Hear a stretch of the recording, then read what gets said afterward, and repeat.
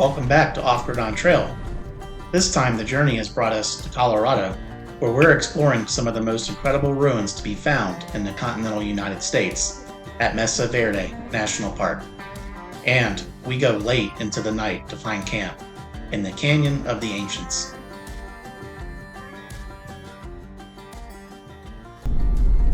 We last left you when we were in New Mexico exploring the Aztec Ruins National Monument. We have now made our way into Colorado and are headed to Mesa Verde National Park.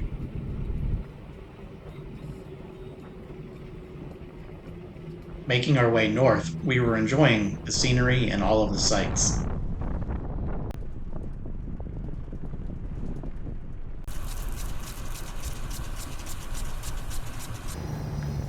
Once back on Blacktop, we made our way through the historical district of the small town of Mancos.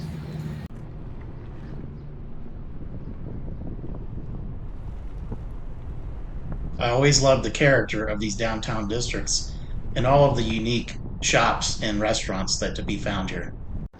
Not far from Mancos, we found an interesting little roadside stop that we had to check out.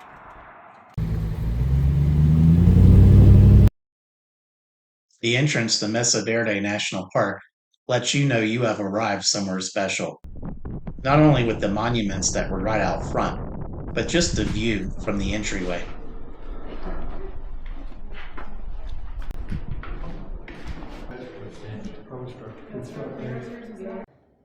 Deb and I both enjoy collecting our national park stamps and our national parks passport book.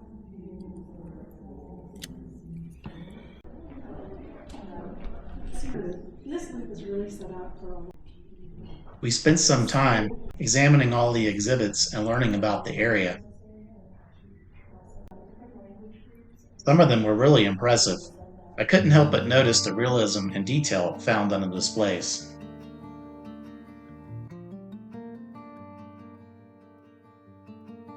Here, you will also find an impressive repository of all of the artifacts that were discovered here.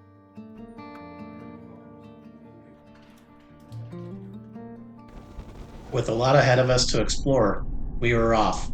But just like in Bandelier National Monument, Bill had to first drop the Teton before we could proceed into the park. The significance of this national park is that it preserves the cliff dwellings and mesa top sites of the ancestral Pueblo people, who lived here from 600 to 1300 CE, making it the first U.S. national park created to protect cultural heritage. A bonus is that this is a UNESCO World Heritage Site.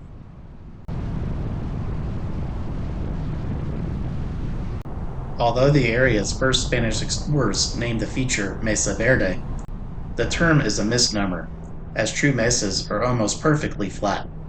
Because Mesa Verde is slanted to the south, the proper geological term is cuesta, not mesa.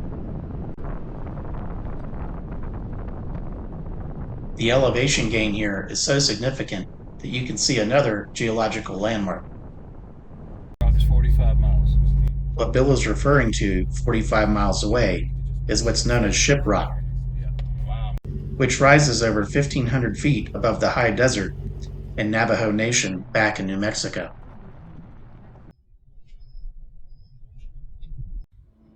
Our first stop was the Spruce Tree House.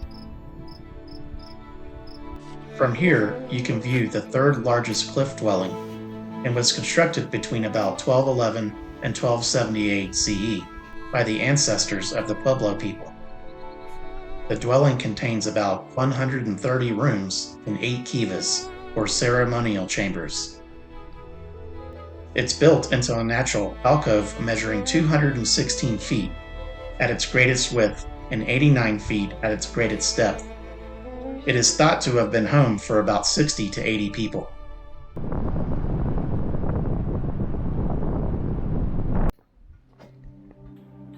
Our next stop was the Pit House. This is a key archaeological site because it displays the earliest permanent semi-subterranean dwellings from 550 to 750 AD and were used by the ancestral Pueblo people.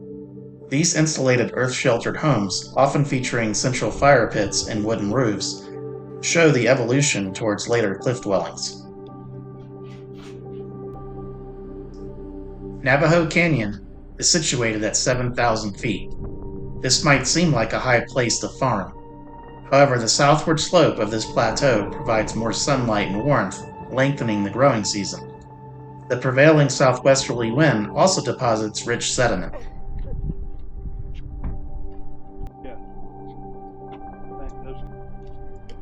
It's a short scenic walk to the square tower house, where you can view this 4-story tower, which is the tallest standing structure in the entire park.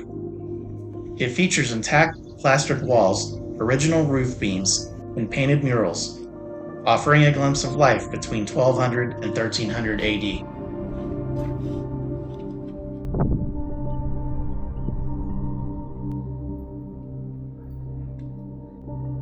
The Pit Houses in Pueblos is a loop that includes several pit houses that were part of the second age of housing construction by the ancient Puebloans. These single-story pit houses were constructed around 750 AD. Throughout the walk, you can see how they built and repurposed their single-story pit houses. They also started developing Kivas around this time, which you can find along the trail.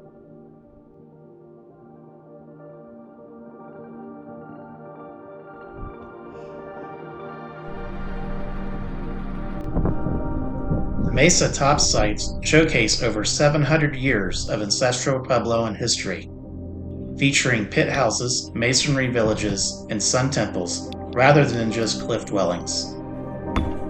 Just like back in Chaco Canyon, there were so many things to see here that it's just really going to take a complete separate video to highlight everything that we saw here.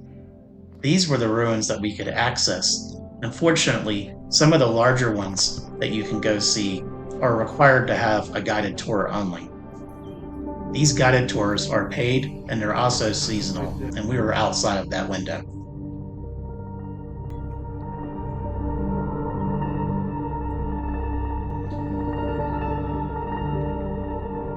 From Sunpoint View, you can see Sunpoint Pueblo. This one was the last Mesa Top Pueblos to be built at Mesa Verde, a 30-room village with a large kiva and tower connected by a tunnel.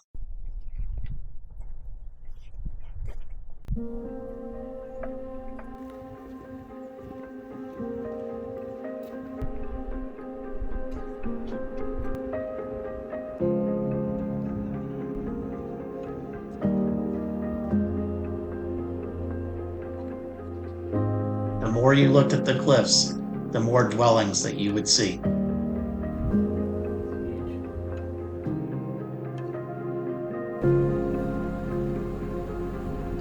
Fire Temple and New Firehouse are unique specialized ancestral Pueblo sites. Unlike residential dwellings, Fire Temple features a large central fire pit, painted murals, and open space for ceremonies. New Firehouse is a nearby split-level dwelling built into the cliff, likely inhabited by the keepers of the Fire Temple.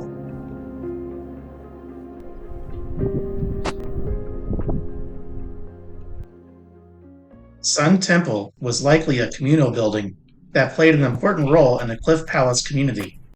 While this D-shaped structure resembles other Pueblo sites, such as Pueblo Bonito and Chaco Canyon, it is the only building of its kind in the Pueblo world. The skillfully crafted 4-foot thick walls indicate that extensive effort went into the Sun Temple's construction. Archaeologists excavated 24 rooms of various shapes and sizes, as well as 3 circular structures inside the main complex.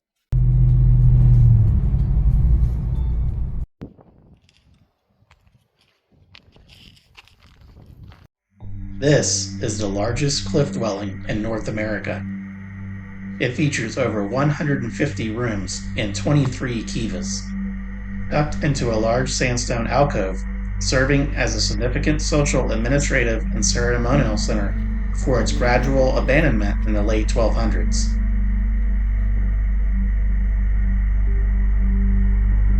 Like so many of these incredible structures, it was found by accident. It was rediscovered in December of 1888 by Richard Wetherill, and his brother-in-law, Charlie Mason, while they were looking for stray cattle. Well, we gotta stop here. Deb enjoys stopping at these roadside markets, and I gotta say, I love stopping at them too, because you just never know what you're gonna find.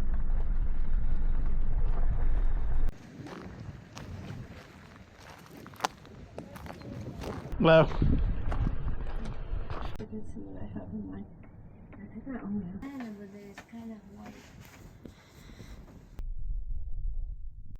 Perched on a remote cliff in Soda Canyon, Hemingway House looks to fall off the small ledge on which it rests. It was built in the 1200s. The cliff dwelling has 26 rooms and one kiva, and was part of the larger balcony house community.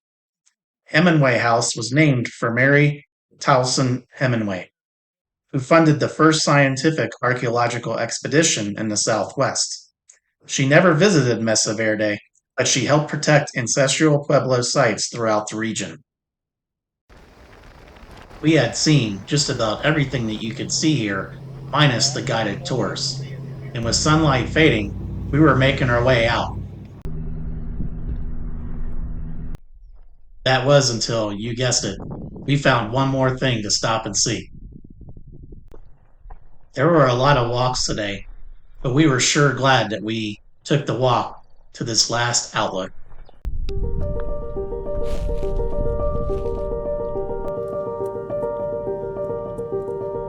The views up here were just incredible, and we had hit it at the perfect time of day.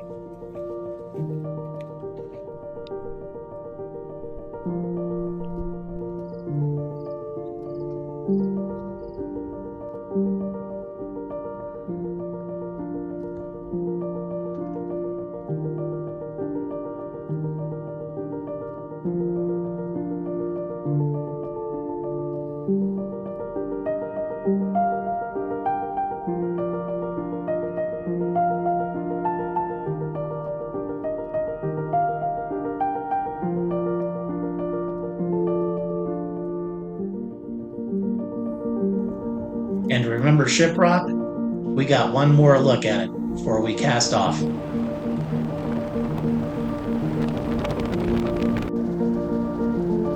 Sunlight fading, we went well into the night to find camp.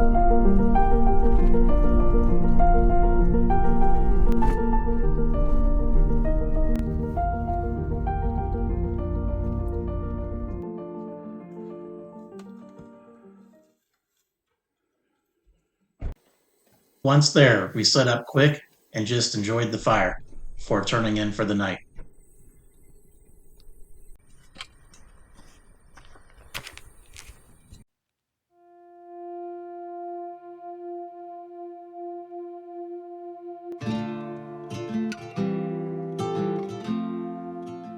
Getting to camp in the dark, we didn't realize just how beautiful the area was we were in. But with daylight, it revealed itself.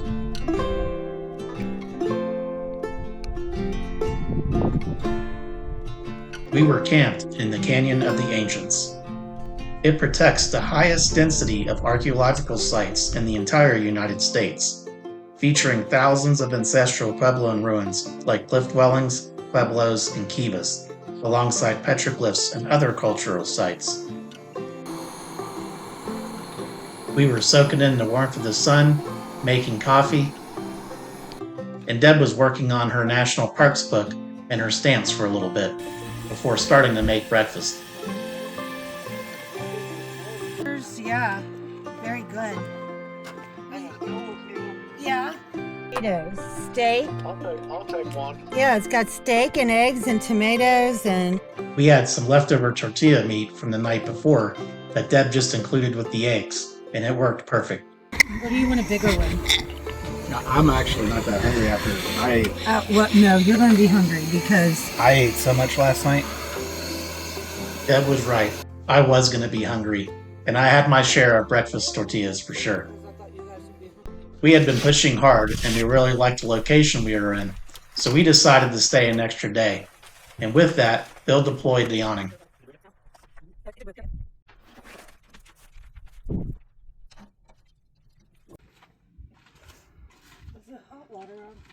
Aspen did some exploring too and found some treasure he was looking for a place to bury. We also had a visit from this really cool lizard, and he wasn't camera shy at all.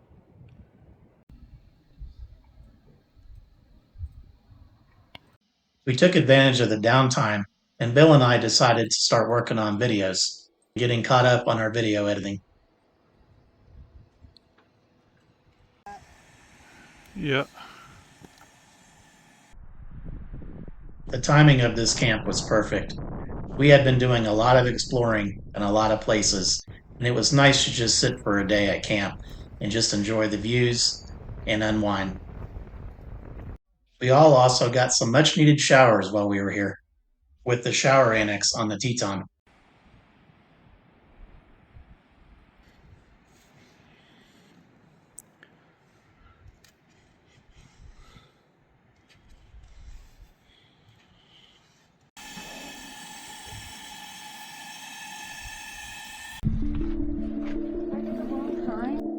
As luck would have it, there was going to be some severe weather rolling in this evening and overnight, with high winds and rain. So we stowed the awning, ate dinner, and then we all got inside our rigs and just settled in for the night.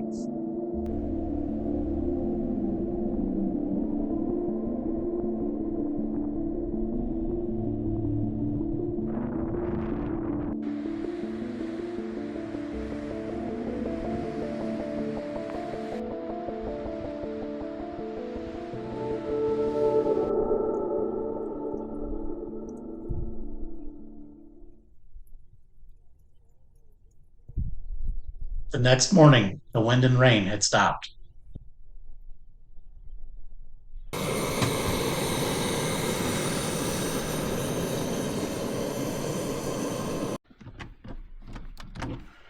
After making my high-octane coffee, I went over to the neighbor's house to hang out.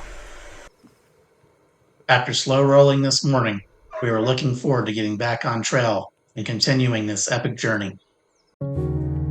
I sure hope you've enjoyed this adventure as much as I have. I look forward to you joining me on the next one, because we're only just getting started.